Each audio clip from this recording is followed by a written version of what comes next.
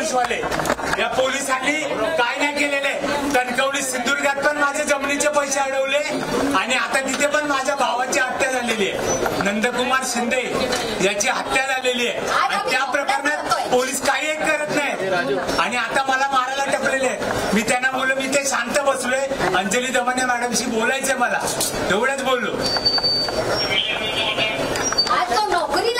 मला मी जिथे जॉब केला, मी हिरानंदानीच्या इथे इंटरव्ह्यू दिला, तिथे पण पोलिसांनी धमकी दिली की याला जॉबला घेऊ नका.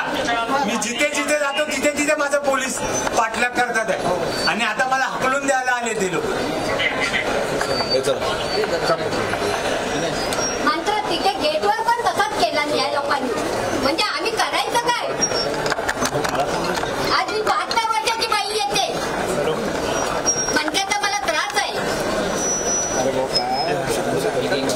आमच्या तरी पैसे द्या ना. 25 लाख घेतला, आता गावचे पैसे तरी द्या आमचे. आज